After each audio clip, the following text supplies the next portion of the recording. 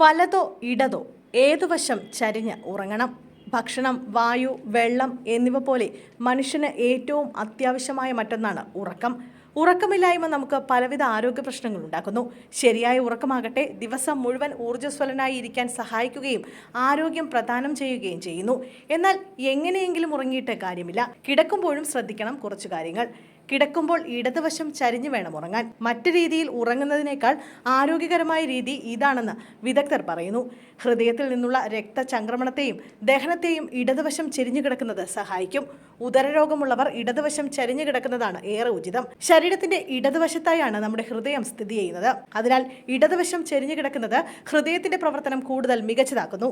ഹൃദയത്തിലേക്ക് രക്തം ശരിയായി എത്തുന്നതിനും തിരിച്ച് പമ്പ് ചെയ്യുന്നതിനും ഇടതുവശം ചെരിഞ്ഞു കിടക്കുന്നത് ഏറെ ഗുണം ചെയ്യും.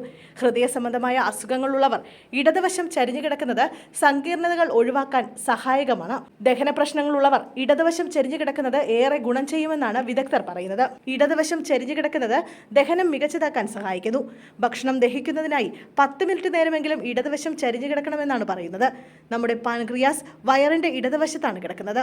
അതിനാൽ ഇടതുവശം ചരിഞ്ഞു കിടക്കുന്നത് പാൻക്രിയാസിന്റെ പ്രവർത്തനം ത്വരിതപ്പെടുത്തുകയും ദഹനം മികച്ചതാക്കുകയും ചെയ്യുന്നു. മലബന്ധം ഒഴിവാക്കി ശോധന എളുപ്പമാകാൻ ഇടതുവശം ചരിഞ്ഞുള്ള കിടപ്പ് ഗുണം ചെയ്യും. ഭക്ഷണം ചെറുകുടലിൽ നിന്നും വൻകുടലിലേക്ക് മാറാൻ ഇടതുവശം ചരിഞ്ഞുള്ള ഉറക്കം എളുപ്പത്തിൽ സഹായിക്കും.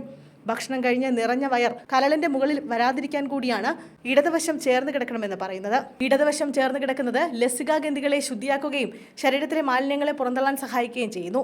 പ്ലീഹയുടെ പ്രവർത്തനം മികച്ചതാക്കാനും ഇടതുവശം ചേർന്ന് കിടക്കുന്നത് സഹായിക്കും.